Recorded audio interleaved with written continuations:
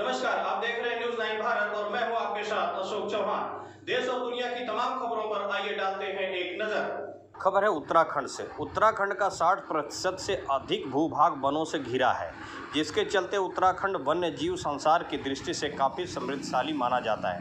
किंतु पिछले एक दशक से भी अधिक समय में मानव और वन्य जीवन संघर्ष में कई वन्य जीव अपनी जान गंवा चुके हैं। उत्तराखंड का देहरादून व हरिद्वार के मध्य स्थित राजधानी नेशनल पार्क व रामनगर क्षेत्र में स्थित टाइगर रिजर्व पार्क एशियाई हाथियों का मुख्य वास स्थल माना जाता है। किंतु पिछले कुछ समय से हाथियों अन्य वन्य जीवों की अकाल मौत यह साबित कर रही है कि अब उत्तराखंड के क्षेत्र हाथियों के लिए सुरक्षित होते जा रहे हैं। बताते चलें कि उत्तराखंड हाथी व अन्य वन्य जीव के लिहाज से धनी माना जाता है। इस धरती का सबसे बड़े प्राणी की संख्या भी यहाँ अच्छी खासी है, लेकिन आंकड़े की बता रहे हैं कि देवभूमि हाथी की कब्रगाह बनती जा रही है। राज्य बनने के बाद से अब तक यहाँ सैकड़ों हाथियों की मौत हो चुकी है। इनमें प्राकृतिक मृत्यु सिर्फ 35% हाथियों की ही नसीब हुई है। उत्तराखंड में अभी 2200 से अधिक हाथी मौजूद हैं, लेकिन चिंता यहाँ उनकी अकाल मृत्यु की बड़ी संख्या को लेकर है। साल 2000 से लेकर अभी तक मात्र 35% हाथी अपनी स्वाभाविक मौतें मरी हैं। बाकी करीब 250 से अधिक हाथी करंट लगने से या रोड एक्सीडेंट्स होने या फिर शिकारियों के नापाक इरादों की वजह से मारे गए हैं।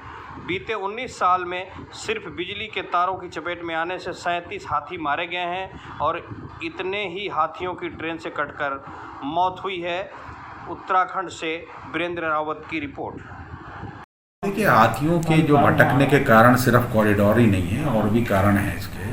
और जहाँ तक कॉरिडोर की बात है तो उस कॉरिडोर्स को हम लोग रिवाइव कर रहे हैं उत्तराखंड में, और उसके लिए जो है हम कुछ मॉडल प्लानिंग हम कुछ ला रहे हैं इसके लिए। और हमारी जो है इस WWF से भी हमारी बात हो रही है इस बारे में कि कुछ हम एक तो कॉरिडोर्स को पहले मॉडल कॉरिडोर के रूप में विकसित करें। ठीक है ना, कॉरिडोर तो उत्तराखंड में 10 से ज़्यादा हैं, और हम ये चाहते हैं कि एक उसका बाकायदा उस पर एक फॉर्मल काम हो उस पर, और एक मॉडल कॉरिडोर कैसा होना चाहिए उसको हम एक बनाएं, और उसके बाद फिर हम वो चीज़ और जगह भी अप्लाई करें। पर हाथियों के जहाँ तक आबादी में आने की वजह है वो बहुत सारी वजह हैं, सिर्फ एक कॉरिडोर ही नहीं है। देखिए, जहाँ तक मैं समझता हूँ कि कोई भी बड़ा इस्टेब्लिशमेंट आता है तो फॉरेस्ट डिपार्टमेंट से वो NOC लेता है, और ये वाइल्ड लाइफ की बात भी देखी जाती है उसमें। वाइल्ड लाइफ के लोग भी उस चीज़ को एग्जामिन करते हैं, और अनापत्ति तो तभी दी जाती है जबकि कोई ये बात आए कि साहब वास्तव में बड़ा वाइल्ड लाइफ के लिए कोई एंट्रेंस हो रहा है।